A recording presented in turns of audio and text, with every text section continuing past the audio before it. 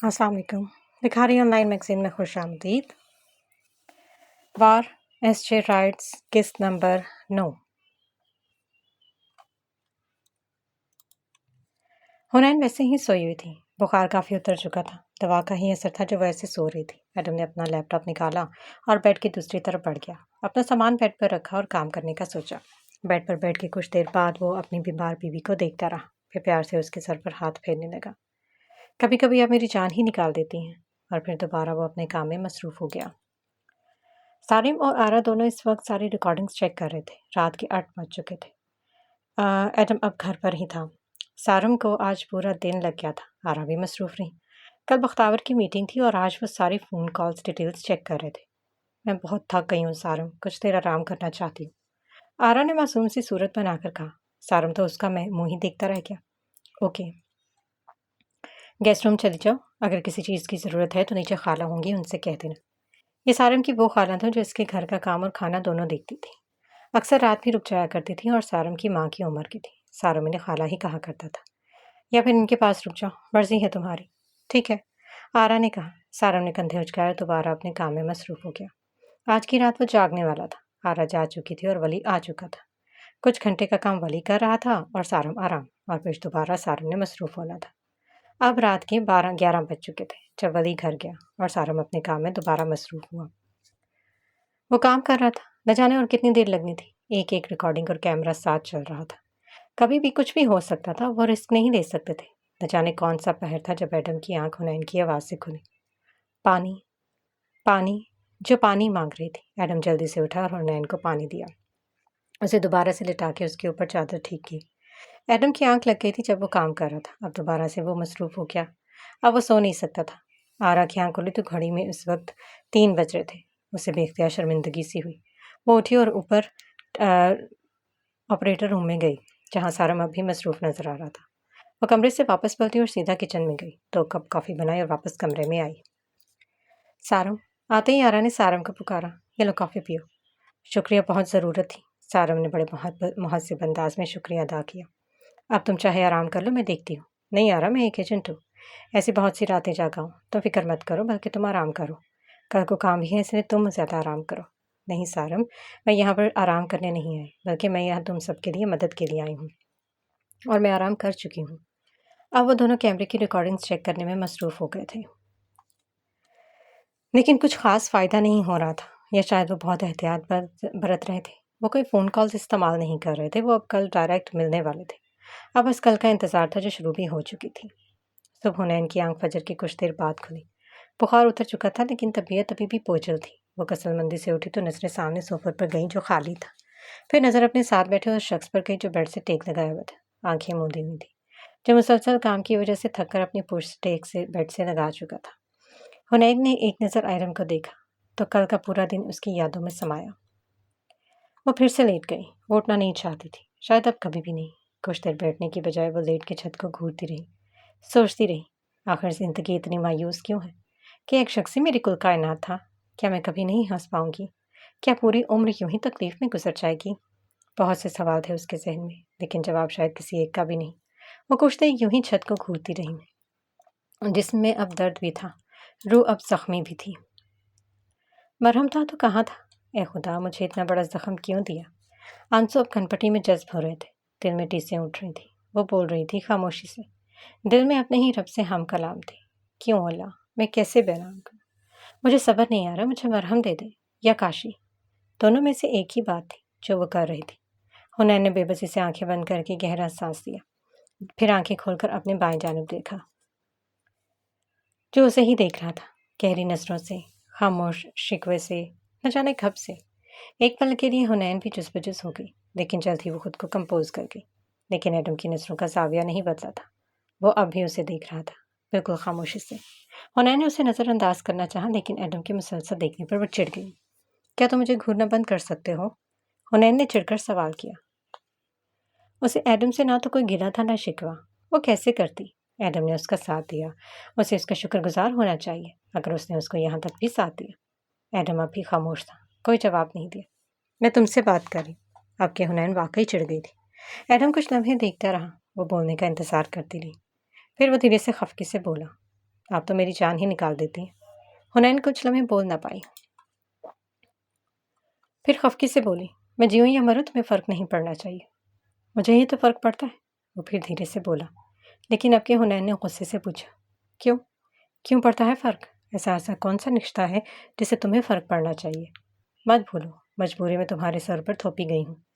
حنین کی آنکھوں میں ہلکی سی نمی تھی۔ ایک بار پھر وہ سامنے والے کے دل پر ضرب لگا رہی تھی، لیکن سامنے والے پر پتھر تھا۔ وہ پتھر جس سے چشمے نکلتے ہیں، لیکن مجھے یہ مجبوری میری جان سے زیادہ عزیز ہے۔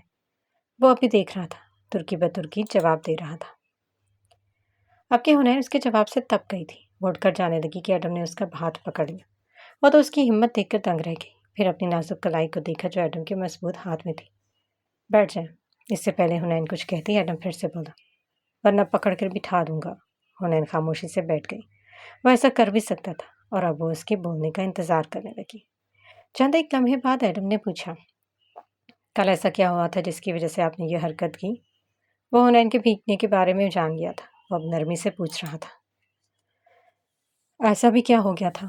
بتائیں مجھے، تم جانتے ہو مجھے کیا تکلیف ہے۔ اب کہ حنین نے اپنا چہرہ جھکا لیا تھا، لہجہ بھی بھیگ رہا تھا۔ جانتا ہوں حنین، لیکن اگر آپ ایسے خود کو تکلیف دیں گی تو اس سے آپ کا کاشی واپس نہیں آ جائے گا۔ لیکن اسے آنا تو چاہیے۔ ایک لمحے کے لیے ایڈم لاجواب ہوا۔ حنین اب چہرہ جھکائے خاموشی سے رو رہی تھی۔ ادھر دیکھیں میری طرف، ایڈم نے نرمی سے کہا، لیکن وہ اپنے آنسو نہیں دکھانا چاہتی تھی۔ میں جانتا ہوں آپ رو رہی ہیں۔ حنین نے ایک دم نظر اٹھا کر دیکھا، اور یہی وہ وقت تھا جب دونوں کی بے بس نظریں ملی۔ ایڈم ہلکا سا قریب ہوا اور اسے اپنے ہاتھ کی پوروں سے آنسو صاف کیے۔ آج وہ ان آنسوؤں کو صاف کرنے کا مکمل حق رکھتا تھا۔ میں آپ کا مرہم بننے آیا ہوں، آپ کی تکلیف بڑھانے نہیں۔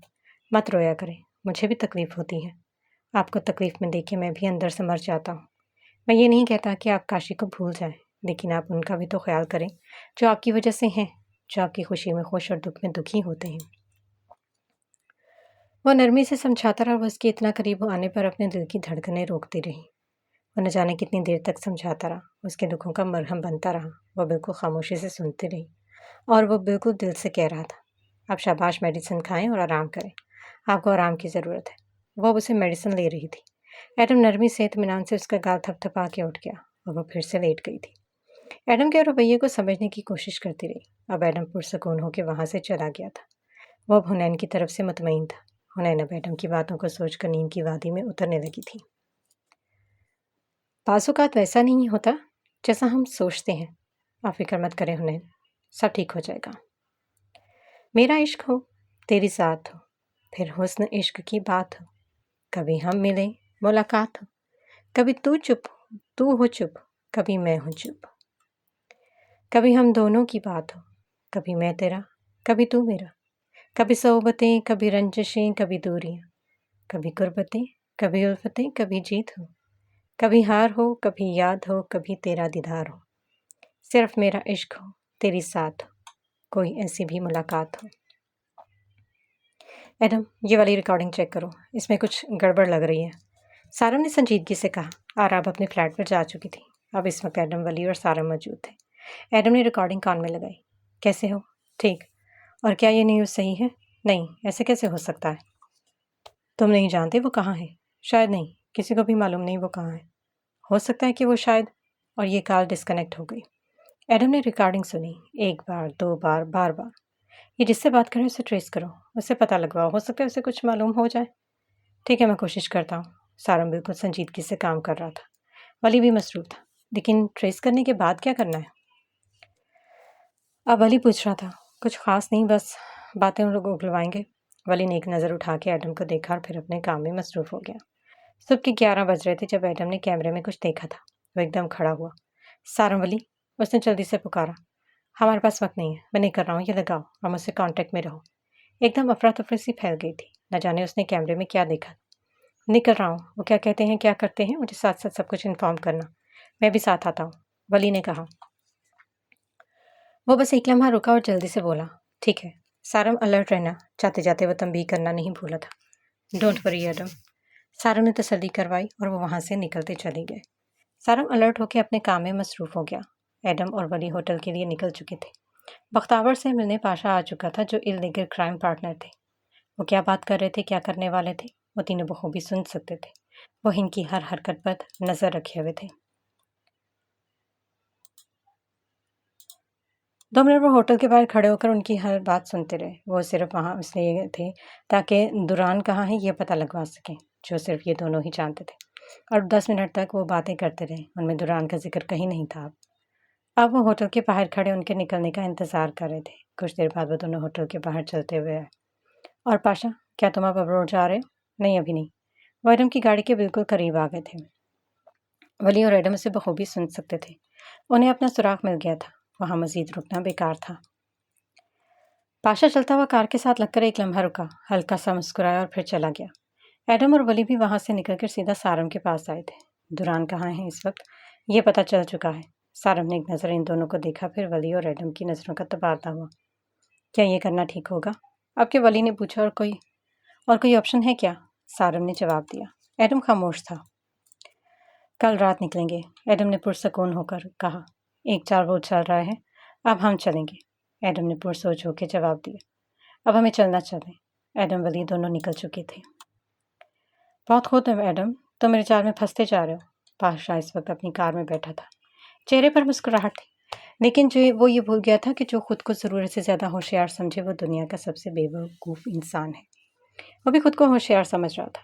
شیما جیتنے کے لیے کبھی کبھی اپنے دشمن کو ہلکا نہیں لینا چاہیے، ایسا کرنا ہی سب سے بڑی بھول ہوتی ہے۔ ایک چونٹی ہاتھی کو مار سکتی ہے، بس یہ یاد رکھیں۔ ایڈم سارم کے گھر سے سیدھا اپنے گھر آیا۔ حنین کی طبیعت اب کافی بہتر تھی۔ وہ بیڈ سے ٹیک لگائے بیٹھی تھی، ہاتھ میں کوئی کتاب تھی جسے وہ بظاہر گھور رہی تھی، پڑھ تو بالکل نہیں رہی تھی۔ ایڈم کمرے میں داخل ہوا، ایک نظر سامنے بیٹھی اپنی بیوی کو دیکھا تو ساری ٹینشن، ساری پریشانی اپنے آپ ختم ہو گئی۔ کیا تھی یہ لڑکی جس کے ہونے سے ہی دنیا حسین لگنے لگتی تھی؟ وہ واقعی کسی کا آب حیات تھی۔ شاید ہی کوئی کسی کو اتنی محبت کرتا ہو جتنا یہ شخص اپنی بیوی سے کرتا تھا۔ اس کے سامنے بیٹھی یہ لڑکی صرف اپنے محفوظ ہونے سے ہی اس کے زخم بھرنے کی قابلیت رکھتی تھی۔ بعض اوقات کسی کا ہونا ہی دوسرے کی زندہ ہونے کی نشانی ہوتی ہے، چاہے وہ اس کا اپنا ہو یا دشمن، چاہے وہ اس سے محبت کرتی ہو یا نفرت۔ ایڈم چلتا ہوا اندر آیا، ہلکی سی آواز میں سلام کیا اور سامنے صوفے پر بیٹھ گیا۔ اب آپ کی طبیعت کیسی ہے؟ حنین کی نظریں اب بھی کتاب پر تھیں۔ ٹھیک ہوں، مختصر جواب۔ کھانا کھایا آپ نے؟ ایڈم نے پھر سوال کیا۔ نہیں، حنین نے پھر یک لفظی جواب دیا۔ وہ اٹھا اور وہاں سے نکلتا چلا گیا۔ کھانا گرم کیا اور ٹرے اٹھا کر سیدھا کمرے میں آیا۔ وہ چلتا ہوا بیڈ کے پاس آیا، ٹرے کو سائڈ ٹیبل پر رکھا اور ہاتھ بڑھا کر اس کی پیشانی پر ہاتھ رکھا۔ بخار تو نہیں ہے آپ کو؟ شکر ہے۔ ایک گہرا سانس لیا۔ حنین اسے ٹکٹکی باندھے دیکھ رہی تھی۔ آپ پھر آہستہ سے بولی، ایڈم پلیز۔ لیکن ایڈم نے رتی برابر بھی اثر نہیں لیا تھا۔ کیا پلیز؟ ابھی بھی آپ کی طبیعت کچھ خاص ٹھیک نہیں ہے۔ ایڈم تمہیں میری فکر کرنے کی ضرورت نہیں ہے، اب کہ حنین نے سخت لہجے میں کہا۔ کیوں نہ کروں فکر؟ آخر کو دوست مانا ہے آپ کو۔ وہ یہ نہیں کہہ سکا کہ آپ میری بیوی ہیں، میری محبت ہے اور آپ کا خیال رکھنا مجھ پر فرض ہے۔ ایڈم نے اتنے ہی آرام سے جواب دیا۔ تو دوست ہونا تو دوست بن کے رہو، زیادہ میرے۔ حنین کی آواز غصے سے تیز تھی۔ کیا زیادہ میرے؟ ایڈم نے سنجیدہ نظر آنے کی بھرپور کوشش کی، ورنہ مسکراہٹ چہرے پر آنے کے لیے مچل رہی تھی۔ کیا؟ ایڈم نے پھر بات دہرائی۔ حنین نے غصے سے منہ اس کی طرف کچھ کر کے کہا، کچھ نہیں۔ ایڈم ہلکا سا مسکرایا اور پھر دوبارہ سنجیدہ ہو گیا۔ برائے مہربانی یہ کھا لیں، پھر میڈیسن کھانی ہے، ایڈم نے سنجیدگی سے بھرپور لہجے میں کہا۔ حنین نے غصیلی نظر سے اسے دیکھا اور ٹرے اٹھا کے اپنے سامنے رکھی۔ ایڈم اب صوفے پر بیٹھ گیا تھا۔ حنین خاموشی سے کھانا کھا رہی تھی اور ایڈم ایک ہاتھ تھوڑی کے نیچے رکھے بھرپور سنجیدگی سے صوفے پر بیٹھا تھا۔ اس کے کھانے کا انتظار کر رہا تھا۔ جو قدم وہ اٹھا رہا تھا وہ اس کی رسکی بھی ہو سکتا تھا، لیکن وہ کیا کر رہا ہے، کیا کرنے جا رہا ہے، اس بارے میں وہ حنین کو بتا کے اس کی جان کا رسک نہیں لے سکتا تھا۔ کھانا ختم ہو چکا تھا اور اس کی پرسوچ نظریں اب بھی حنین پر تھیں۔ مجھے آپ سے ضروری بات کرنی ہے حنین۔ اس نے سوالیہ نظروں سے دیکھا۔ وہ تمہید نہیں باندھنا چاہتا تھا۔ میں ابروڈ جا رہا ہوں، الفاظ فیصلہ کن تھے۔ حنین نے حیرانی سے دیکھا، ویسے کسی بات کی توقع نہیں کر رہی تھی۔ ایڈم نے بولنا جاری رکھا۔ 10 دن لگ جائیں گے، آپ اپنی امی کے ہاں چلی جائیں، اکیلا نہیں چھوڑنا چاہتا آپ کو۔ وہاں کچھ دن رک جائیں۔ نہیں، میں وہاں نہیں جاؤں گی، تم جا سکتے ہو، میں رہ سکتی ہوں، مجھے تمہاری ضرورت نہیں۔ ایڈم نے ایک گہرا سانس لیا۔ 10 دن کی بات ہے حنین، بلا وجہ ضد مت کریں۔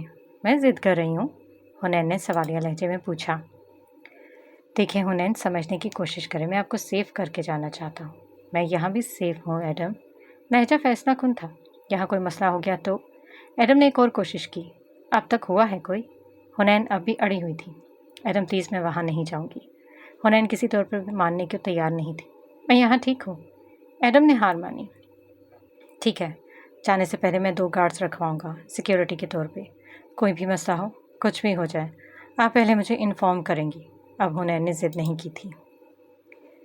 ایڈم نے اپنا کچھ ضروری سامان پیک کیا اور لائٹ آف کر کے صوفے پر سونے کے لیے لیٹ گیا۔ ادھر حنین بھی لیٹ گئی تھی۔ دونوں کے سوچنے والی بات پھر سے جاگ گئی تھی۔ ایڈم اب اگلا قدم سوچ رہا تھا، بہت احتیاط سے، ہر چیز کو نظر میں رکھ کے۔ اب کہ بھول کرنے کی باری پاشا کی تھی اور وہ بھول کر چکا تھا۔ کیا تم سب تیار ہو؟ ایڈم نے پوچھا تھا۔ وہ سب اس وقت ایڈم کے گھر موجود تھے۔ کیا تم تیار ہو مصطفیٰ خان؟ بھائی، ہم تو کب سے تیار ہیں۔ مصطفیٰ نے بالکل ایڈم کا حلیہ بنا کے چہرہ چھپایا ہوا تھا۔ ولی اور مصطفیٰ بالکل تیار تھے جانے کے لیے۔ ولی اور مصطفیٰ نکل چکے تھے ایئرپورٹ کے لیے۔ ایڈم ابھی گھر میں ہی تھا۔ وہ بس نکلنے والا تھا۔ آخری بار وہ حنین سے بات کرنا چاہتا تھا۔ کیا آپ کو یقین ہے حنین کہ آپ یہاں رہنے کے لیے تیار ہیں؟ ہاں بالکل۔ کوئی بھی مسئلہ ہو، کچھ بھی ہو جائے، آپ نے اس نمبر پر کال کرنی ہے۔ اب وہ حنین کے موبائل میں نمبر سیو کر رہا تھا۔ میں پہنچتے ہی آپ کو فون کروں گا، اپنا خیال رکھیے گا۔ وہ بے تاثر ہو کر سنتی رہی۔ وہ بولتا رہا، اسے ہدایت دیتا رہا۔ ٹھیک ہے، چلتا ہوں، وہ کہہ کر کمرے سے باہر نکلا۔ نہ جانے کیوں حنین اس کو دروازے کو تک رہی تھی جہاں سے وہ گیا تھا۔ وہ کچھ لمحے دیکھتی رہی، پھر اچانک سے ایڈم نے کمرے میں جھانکا، پھر اندر آیا، اس کا ہاتھ پکڑ کر خود کے قریب کیا۔ اس کا سر ہلکا سا تھپکا۔ مجھے بھول مت جائیے گا۔ اور وہ جیسے آیا ویسے ہی چلا گیا۔ اس کے جانے کے بعد وہ کئی لمحے وہاں کھڑی رہی، ایڈم کو سوچتی رہی۔ وہاں سے ایڈم سیدھا سارم کے گھر گیا۔ اس کا حلیہ ایڈم کے جیسے تو نہیں تھا۔ اب وہ 10 دن وہاں رہنے والا تھا۔ سارم اس کے ساتھ تھا۔ مصطفیٰ خان ایڈم کا دوست تھا۔ وہ کئی بار ان کی مدد کر چکا تھا۔ پاشا کے ڈاکومنٹس نکالنے میں بھی مصطفیٰ خان نے مدد کی تھی۔ ایک بار پھر وہ مدد کر رہا تھا۔ اب ایک بار پھر وہ اس کے لیے جان کا رسک لے رہا تھا۔ وہ دونوں ایئرپورٹ پہنچ چکے تھے۔ مصطفیٰ نے چہرے پر ماسک چڑھایا ہوا تھا۔ حلیہ بالکل ایڈم جیسا تھا۔ وہ دونوں اب اندر جا رہے تھے۔ ان دونوں کو دیکھ کر کسی نے پاشا کو فون کیا۔ وہ لوگ پہنچ گئے سر۔ گڈ۔ پاشا ہلکا سا منمنایا۔ ولی اور مصطفیٰ دونوں سامان چیک کروا رہے تھے۔ اب تم یہاں آرام سے رہو ایڈم، دیکھتے ہیں پاشا کیا کرتا ہے۔ بس سارم، اب پاشا کے دن ختم ہونے والے ہیں۔ وہ دونوں اب روڈ کے لیے نکل چکے ہیں۔ ان کے پیچھے پاشا کا ایک آدمی تھا جسے پاشا نے دونوں پر نظر رکھنے کے لیے بھیجا تھا۔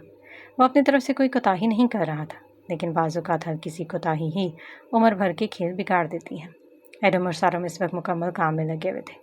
آنے والے دن دیکھو کیا تباہی لاتے ہیں اور کیا سکون لاتے ہیں۔ ہر کوئی چال چل چکا تھا۔ اب اللہ چالیں چلے گا اور سب کی چالیں الٹی پڑیں گی، اور اللہ بہتر چال چلنے والا ہے۔ اعمال سب کے ہوں گے۔ اب صلہ کا وقت ہے، اب انجام کا وقت ہے، اب اختتام کا وقت ہے۔ دیکھتے ہیں کس کے اعمال کیا نتائج لاتے ہیں۔ پہلا دن۔ حنین کی صبح آنکھ کھلی تو فجر کا وقت تھا۔ وہ اٹھی، نماز ادا کی۔ دل بے پناہ بوجھل تھا۔ کیوں؟ وہ جان نہیں پا رہی تھی۔ دعاؤں کے لیے ہاتھ اٹھائے تو چہرہ اپنے آپ ہی کیا۔ وہ کچھ بھی نہیں بول پا رہی تھی۔ شاید وہ کچھ بولنا ہی نہیں چاہتی تھی۔ کئی لمحے وہ بغیر آواز کے آنسو بہاتی رہی۔ نہ جانے کیوں اس وقت اسے بے پناہ رونا آ رہا تھا۔ وہ اپنے رب سے کچھ کہنا چاہتی تھی، کچھ دکھ، کچھ اذیت جو وہ سہ چکی تھی، کچھ شکوے، کچھ گلے تھے جو وہ شاید کہنا چاہتی تھی، لیکن وہ کیا کہے، کیسے کہے، سمجھ نہیں پا رہی تھی۔ کافی دیر تک وہ جائے نماز کو دیکھتی رہی، بولنے کے لیے پر توڑتی رہی، کچھ عجیب سا محسوس کرتی رہی۔ کچھ دیر بعد جو اس کے منہ سے نکلا وہ ایڈم تھا۔ اس نے حیرت سے یکدم آنکھیں پھیلائی۔ یہ تو وہ لفظ نہیں تھا جو وہ کہنا چاہتی تھی، جو وہ بولنا چاہتی تھی۔ وہ جلدی سے کھڑی ہوئی، چائے نماز لپیٹی۔ اس کے منہ سے ایڈم کا نام ہی کیوں نکلا؟ وہ جب ایڈم کے قریب ہونے لگتی تب اسے اپنا آپ اکاشا کے سامنے بے وفا لگتا۔ اس نے آنکھیں صاف کی، ایک فیصلہ کیا اور ایک کوشش اور کی۔ وہ فجر کے بعد سے ہی اپنے کام میں مصروف ہو گئی۔ ادھر ایڈم نے فجر کی نماز کے بعد دعا کے لیے ہاتھ اٹھائے۔ وہ کئی لمحے اپنے ہاتھ دیکھتا رہا، اس کی لکیروں کو دیکھتا رہا، اور پھر آہستہ سے بولا، حنین کو اللہ میں تیری پناہ میں دیتا ہوں۔ ہر حالت میں اس کی حفاظت فرمانا، اسے سکون عطا کرنا، اس کے درد میں، اس کے دکھ میں کمی کرنا، اسے تندرستی والی زندگی دینا۔ اس کے لیے اب خوشیوں کا خزانہ کھول دے یا رب۔ اس کے ذہن کو، اس کے دل کو سکون دے، اسے صبر دے، اس کی بے چینی ختم کر، اس کے دل کو نور دے۔ دعاؤں کے لیے ہاتھ اٹھا کے ایک شوہر صرف اپنی بیوی کے لیے ہی اپنے خدا سے سب کچھ مانگ رہا تھا۔ हुनैन कितनी खुश नसीब थी, उसे वो शख्स मिला था जिसकी कदर भी वो शायद नहीं कर पा रही थी। और काशा मलिक बेहतर था, बल्कि वो बेहतर था, लेकिन एडम मलिक बेहतरीन से भी बढ़कर था। ये शख्स उसकी ज़िंदगी का सुकून बनने वाला था। ये बात हुनैन बहुत जल्द समझने वाली थी। जाने कितनी देर वो वहाँ बैठ के खुदा से महवे गुफ्तगू रहा। कई लम्हे, कई घड़ियाँ बीत गई। अब दोबारा से वो अपने काम में मसरूफ़ हो गया। वो लोग पहुँच चुके हैं सर, अपने होटल जा रहे हैं। ओके, इन पर नज़र रखो। ओके सर, अगर कोई गलती हो तो ज़िंदा नहीं बचोगे, याद रखना। वो बोल रहा था, स्पीकर से आवाज़ उभर रही थी। Okay sir. अब वो फ़ोन बंद कर चुका था। तुम्हें क्या लगता है सारम, वो हमारी साजिश में फंसेगा? क्या कह सकते हैं, लेकिन मुझे यकीन है एटम वो ज़रूर फंसेगा। आखिर एक दरिंदा कब तक जिंदा रहेगा? सारम के लहजे में नफरत का अंसर नुमाया था। देखते हैं फिर। हुनैन सोफे पर बैठी मोबाइल हाथ में पकड़ी किसी कश्मकश का शिकार लग रही थी। फिर उसने खुद को पुरसकून किया और एक नंबर डायल किया। घंटी जा रही थी। 1, 2, तीसरी पर उठा लिया गया। हाँ बोलो हुनैन, स्पीकर से आवाज़ उभरी। मिल सकती हूँ? हुनैन ने पूछा। मैं भी घर आई हूँ, तुम आ जाओ यहाँ। आरा ने जवाब दिया। ओके, मैं मिलती हूँ तुमसे कुछ देर बाद तुम्हारे घर। ओके, आ जाओ। आरा सोच रही थी कि ऐसा क्या काम है जो हुनैन मुझसे मिलना चाहती है। वो सोच रही थी ऐसा क्या हो सकता है। हुनैन ने अपना बैग उठाया और मोबाइल इसमें डाला। मुंगिया रंग का सूट पहने वो जाने के लिए बिल्कुल तैयार खड़ी थी। उसने एक पल के लिए एडम का नंबर निकाला, फिर एक ख्याल के तहत दोबारा नंबर बंद कर दिया। दिल बेचैन था, बहुत बेचैन। क्या मैं ठीक कर रही हूँ? उसने खुद से सवाल किया। वो कई लम्हे इस सवाल के बारे में सोचती रही, फिर हल्के से बोली, मोहब्बत और जंग में सब जायज़ होता है। उसने आईने के सामने खड़े होकर खुद को एक बार देखा, फिर गाड़ी की चाबियां निकाल कर जाने लगी। 8 बजे पहुँचे। नीचे पहुंचकर उसने गार्ड को अपने साथ आने से मना किया और ख़ुद गाड़ी में बैठ गई। गाड़ी को स्टार्ट किया, इंजन में हरकत हुई। उसकी नज़रत सामने थी। बी पॉजिटिव हुनैन और जन से गाड़ी भगा कर ले गई। आगे जाके उसने एक गाड़ी सिग्नल पर रोकी। उसे अपना पीछा करती हुई एक कार महसूस हुई, लेकिन वो उसे अपना वहम समझकर झटक चुकी थी। शाम के 7 बज रहे थे।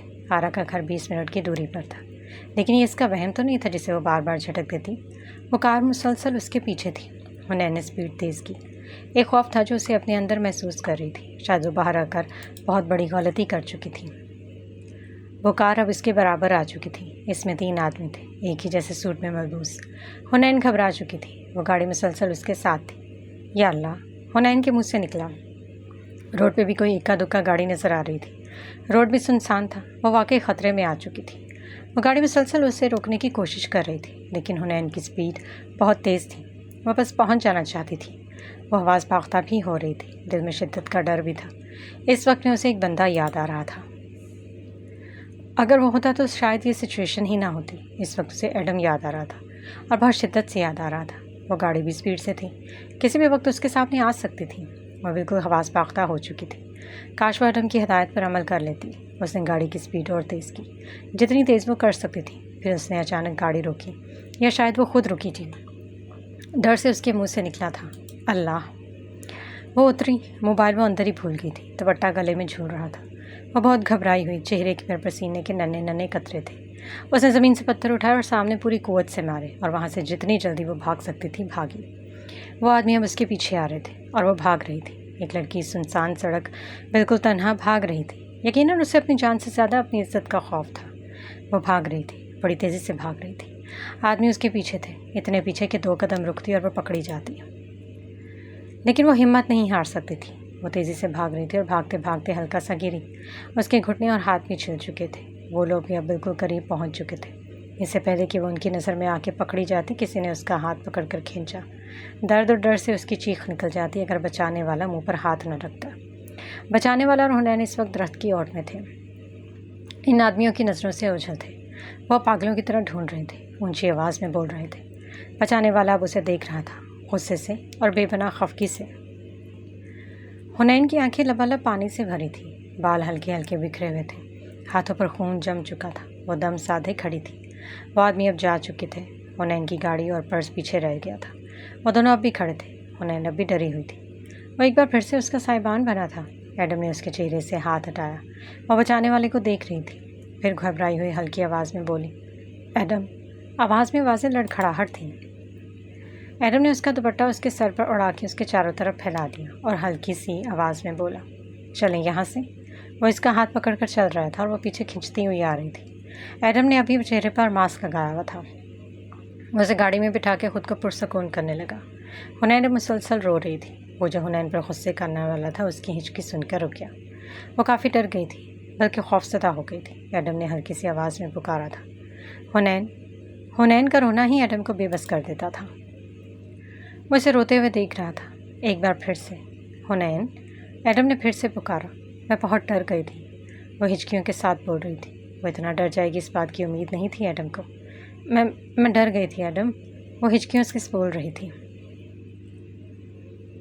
مجھے لگا تم مجھے بچانے نہیں آؤ گے۔ اگر وہ مجھے ہاتھ لگا دیتے تو میں مر جاتی۔ وہ بے ربط جملے ادا کر رہی تھی۔ حنین، بس وہ اسے اپنے قریب کر چکا تھا۔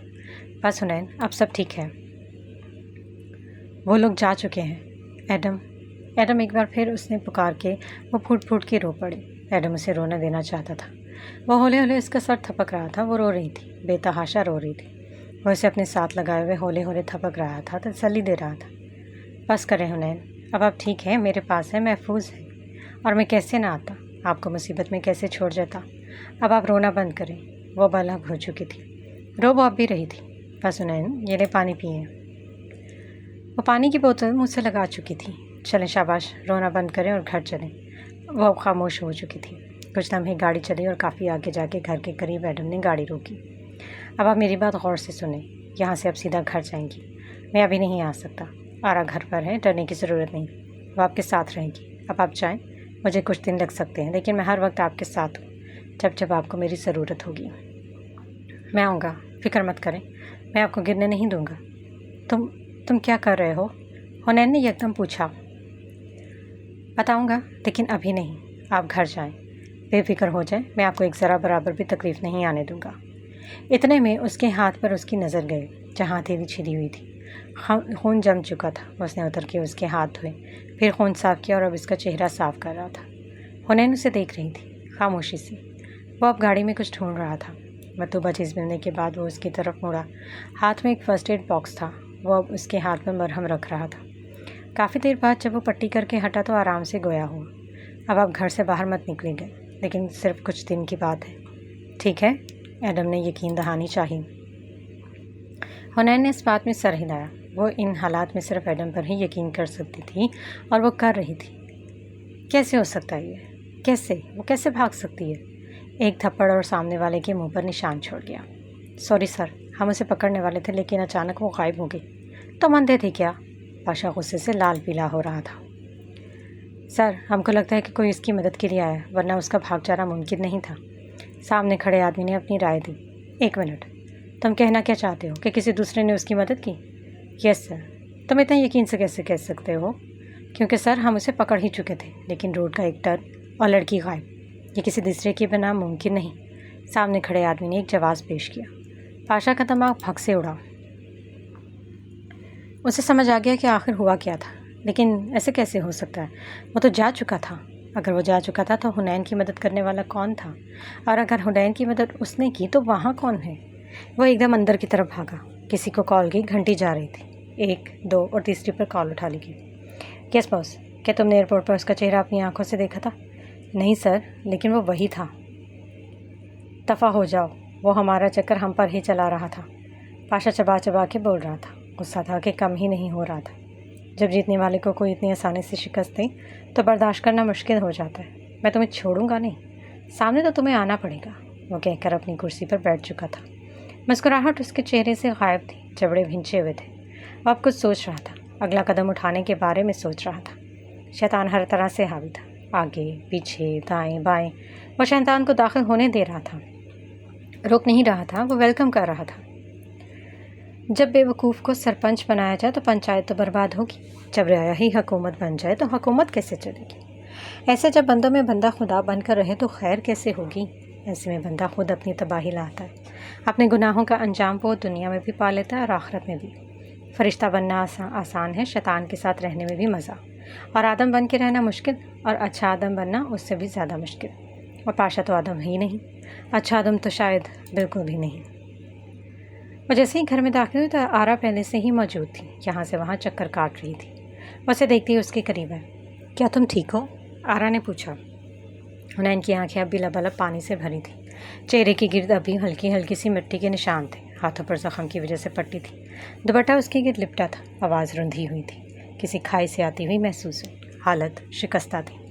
آرا نے اس کا کندھا ہلایا اور پھر استفسار کیا، کیا تم ٹھیک ہو؟ اس نے ایک نظر بھی آرا کی طرف دیکھنے کی کوشش نہیں کی، چہرہ جھکا ہوا تھا، وہ اس کے سامنے بالکل بھی رونا نہیں چاہتی تھی۔ ہاں، وہ ہلکی سی آواز میں بولی، وہ کہہ کر سامنے صوفے پر بیٹھ گئی، نظریں اب سامنے تھیں۔ آرا نے پانی کا گلاس اس کے سامنے کیا، انہیں کچھ کہے بغیر پانی کا گلاس اپنے سامنے سے ہٹایا اور پھر آہستہ سے بولی، نہیں چاہیے۔ وہ کہہ کے اٹھی اور چلتی ہوئی کمرے کی طرف چلی گئی۔ آرا کو اپنے احساس ضبط کرتی اس معصوم سی لڑکی پر بڑا ترس آیا۔ اس سے پہلے کہ وہ کمرے کی طرف جاتی آرا کو ایک کال آئی۔ آرا نے ایک نظر موبائل کو دیکھا اور ایک نظر سامنے دیکھا، پھر موبائل اٹھایا اور کال یس کی۔ ہلو آرا، ایڈم نے بے صبری سے پوچھا۔ آرا نے مختصر جواب دیا۔ حنین آ گئی نا؟ آرا کا دل کسی سے بھی بات کرنے کا نہیں تھا۔ کیا وہ ٹھیک ہے؟ لہجہ توڑ پھوڑ کا شکار تھا۔ نہیں ایڈم، وہ ٹھیک نہیں ہے، وہ واقعی ٹھیک نہیں ہے۔ ایڈم نے اپنا سر مزید جھکا لیا۔ اس سے کچھ مت پوچھنا آرا، لہجے میں اب بھی فکر نمایاں تھی۔ فکر مت کرو، میں کچھ نہیں پوچھوں گی، اس کا بہت سارا خیال رکھنا آرا۔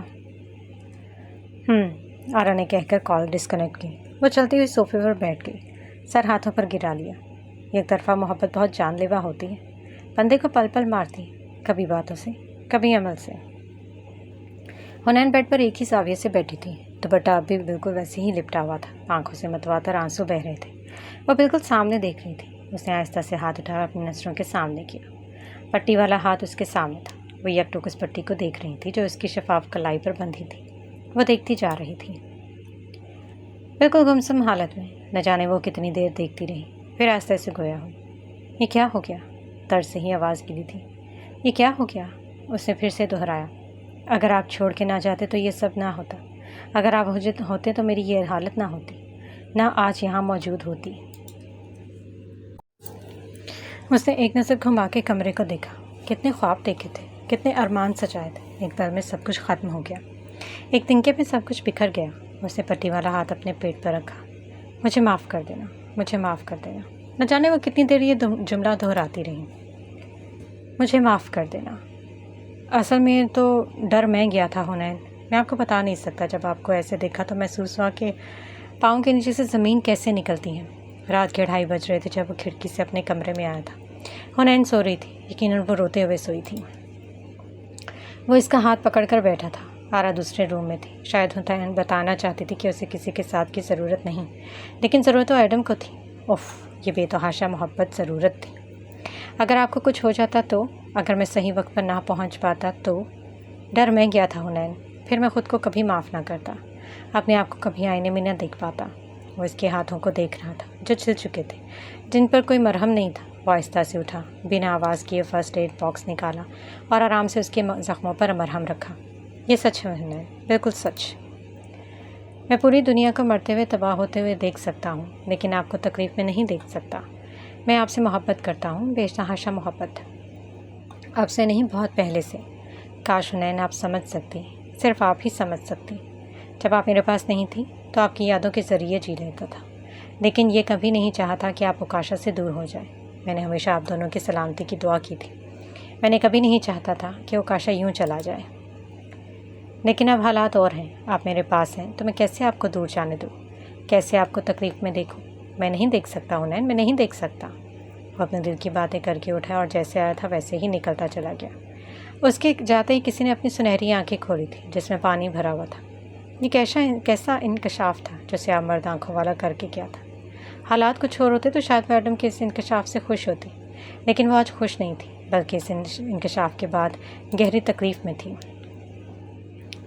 شدت سے اس کا دل چاہے کہیں سے کاشی آ جائے اور وہ اسے چھپا لے، لیکن وہ بھول رہی تھی۔ گمشدہ لوگ تو آج ہوتے ہیں، لیکن مرے ہوئے لوگ کبھی لوٹ کر نہیں آتے۔ آج کی باقی رات کی تکلیف میں گزرنے والی تھی، یا شاید زندگی کی تمام راتیں۔ وہ اپنے موبائل میں کھڑا شاید کچھ کر رہا تھا، لیکن آنکھوں کی سختی اب کہیں غائب تھی۔ ہلکی سی مسکان اس کے چہرے پر تھی، بالکل ویسے ہی جیسے طوفان سے پہلے کی خاموشی ہو۔ وہ کیا کرنے والا تھا؟ وہ کیا کر رہا تھا؟ یہ تو وہ جانتا تھا یا پھر شیطان؟ لیکن ایک بات تھی جو سب جانتے تھے کہ وہ جو بھی کرے گا وہ کبھی کسی کی خیر نہیں لا سکتا، اور آج بھی شاید ایسا ہونے والا تھا۔ آج بھی شاید وہ کسی کو تکلیف پہنچانے والا تھا، جو بھی تھا، لیکن بہت خطرناک تھا جو وہ کرنے والا تھا۔ کسی کو دکھ پہنچانے میں اتنا مزہ کیوں آتا ہے؟ پاشا ملک بھی ان لوگوں میں شامل تھا۔ صبح حنین کی آنکھ لیٹ کھلی تھی، شاید دیر سے سونے کی وجہ سے وہ دیر سے اٹھی تھی، اور اٹھ کے کچن میں گئی تو آرا پہلے سے ہی موجود تھی۔ اچھا ہوا تم اٹھ گئی، میں آ رہی تھی تمہیں اٹھانے۔ طبیعت کیسی ہے؟ آرا نے لہجہ نرم کر کے پوچھا۔ میں ٹھیک ہوں، حنین نے بے دلی سے جواب دیا۔ ٹھیک ہے، تم بیٹھو، میں ناشتہ بنا دیتی ہوں۔ وہ کافی دیر تک بے دلی سے بیٹھی رہی۔ رات کے انکشاف کے بعد تو دل ویسے ہی اداس تھا۔ وہ وہاں بیٹھ کے بے دلی سے ناشتہ کرتی رہی، پھر ناشتہ کر کے وہ وہیں آرا کے ساتھ بیٹھ گئی۔ آرا کچھ دیر بعد کچن میں گئی۔ ابھی چند منٹ ہی گزرے تھے کہ اس کے موبائل پر ایک پرائیویٹ نمبر سے میسج آیا اور ساتھ ایک ویڈیو۔ وہ سیدھی ہو کے بیٹھی اور ویڈیو کو پلے کیا۔ وہ جیسے جیسے دیکھتی جا رہی تھی اس کے چہرے کا رنگ کافی خطرناک حد تک سفید پڑ چکا تھا۔ آرا جو کچن سے آ رہی تھی اسے اس طرح سے دیکھ کر جلدی سے قریب آئی، لیکن حنین کچھ سننے کی حالت میں نہیں تھی۔ وہ اٹھی اور وہاں سے بھاگتی چلی گئی۔ موبائل دھڑام سے نیچے گرا تھا۔ آرا نے موبائل اٹھا کر دیکھا تو اس کے چہرے پر بھی پریشانی کے آثار واضح ہوئے۔ حنین سیدھا اپنے کمرے میں گئی اور کلاک لگایا۔ وہ لمبے لمبے سانس لے رہی تھی۔ وہ پاگل ہو رہی تھی یا پھر پاگل ہو چکی تھی۔ وہ کمرے کے بیچوں بیچ کھڑی تھی۔ دوپٹہ شاید راہ میں ہی کہیں گر گیا تھا۔ وہ پاگلوں کی طرح ادھر ادھر دیکھ رہی تھی۔ نہیں، وہ اتنی زور سے چیخی کہ آرا جو ویڈیو دیکھ کر شاکڈ تھی ہوش میں آتے ہی کمرے کی طرف بھاگی۔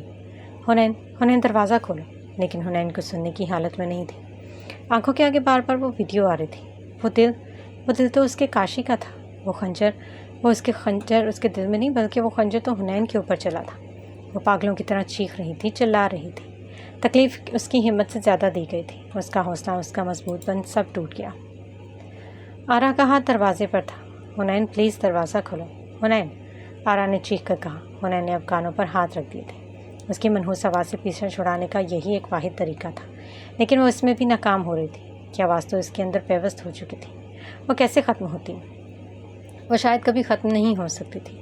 اس کا سر گول گول گھوم رہا تھا، ہر چیز ڈبل دکھائی دے رہی تھی۔ آرا دروازہ کھلوانے کی کوشش اب بھی کروا رہی تھی۔ اس سے پہلے کہ وہ آرا کی دوبارہ آواز سنتی وہ ٹیبل سے ٹکرائی، دھڑام کر کے نیچے گری۔ اس کی پیشانی خون آلود ہو چکی تھی۔ ابھی وہ کل کے غم سے نہیں نکل پائی تھی کہ اس سے بھی بڑا غم اسے پھر سے مل گیا تھا۔ ابھی ایک بھاری نقصان کی بھرمائی نہیں ہوئی تھی کہ ایک اور قیمتی چیز چرا لی گئی۔ اس کے گرنے کی آواز سن کے آرا بوکھلا گئی۔ وہ الٹے قدم بھاگی، ایڈم کو کال کی، 1 2، لیکن وہ نہیں اٹھا رہا تھا۔ پریشانی تھی کہ بڑھتی جا رہی تھی۔ اس سے ہمت نہیں آ رہی اور پھر دوبارہ کال۔ اس بار اس نے کال اٹھا لی تھی۔ ایڈم میری بات غور سے سنو۔ حنین نے کمرے میں بند کر لیا۔ اس نے اوکاشا کے دل کی ویڈیو دیکھی ہے۔ وہ اپنے ہوش میں نہیں ہے۔ اندر سے کچھ گرنے کی بھی آواز آئی۔ وہ ایک ہی سانس میں سب بول گئی۔ ایڈم کو ایک زور کا جھٹکا لگا۔ کیا؟ وہ ایک دم کھڑا ہوا۔ وہ ابھی آرا کی پوری بات بھی نہیں سن پایا تھا کہ وہ وہاں سے بھاگا، موبائل کو اپنی پاکٹ میں ٹھونسا اور بھاگتا ہوا وہاں سے نکلا۔ سارا اسے آوازیں دیتا رہ گیا، لیکن اس کے پاس سننے کا وقت ہی نہیں تھا۔ جتنی ٹریس وہ ڈرائیونگ کر سکتا تھا وہ کر رہا تھا۔ کئی بار وہ ایکسیڈنٹ سے بچا تھا۔ اتنی رش ڈرائیونگ میں بھی وہ چاہتا تھا کہ یہ راستہ چٹکیوں میں کٹ جائے، کوئی جادو ہو جائے۔ راستہ 10 منٹ کا تھا جو کچھ ہی منٹ میں طے کر لیا گیا تھا۔ زندگی سے موت کا سفر کتنا قریب ہوتا ہے یہ آج وہ کچھ ہی منٹ میں جان گیا تھا۔ آج وہ واقعی موت کے قریب ہو کے گزر رہا تھا۔ وہ جیسے ہی پہنچا جلدی سے بھاگتا ہوا اندر آیا۔ آرا اس کے دروازے کے باہر ہی کھڑی تھی۔ وہ جیسے ہی قریب آیا، آرا نے بوکھلاتے ہوئے کہا، اس سے پہلے کہ دیر ہو جائے ایڈم، ہمیں دروازہ توڑ دینا چاہیے۔ اس کی آواز بھیگی ہوئی تھی۔ ایڈم اس کی بات سن کر بالکنی کی طرف آیا اور اس کا دروازہ کھول کر اندر داخل ہوا تو نظریں سامنے زمین بوس ہوئی اپنی بیوی پر پڑی، جس کی پیشانی پر خون ہی خون تھا۔ شاید کٹ کچھ گہرا تھا۔ وہ اس کا سر اپنی گود میں رکھ لیا۔ حنین پلیز آنکھیں کھولیں۔ وہ اتنی دیر میں ہی قیامت سے گزرا تھا۔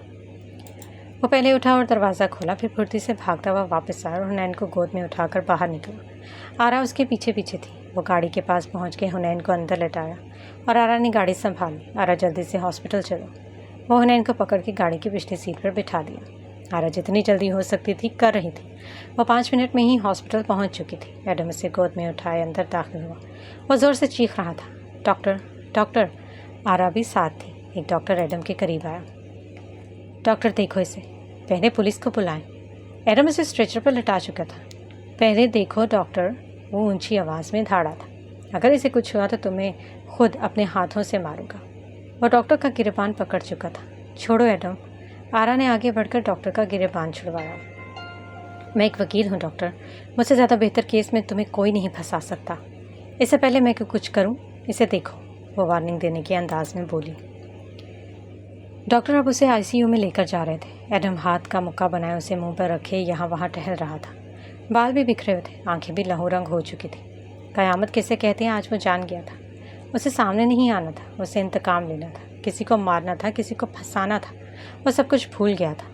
याद था तो सिर्फ इतना कि उसकी बीवी जिसको वो अपनी जान से ज़्यादा चाहता है आज वो किस हालत में थी। वो भूखे शेर की तरह यहाँ से वहाँ टहल रहा था। वो कुछ भी करके बस हुनैन को बचाना चाहता था।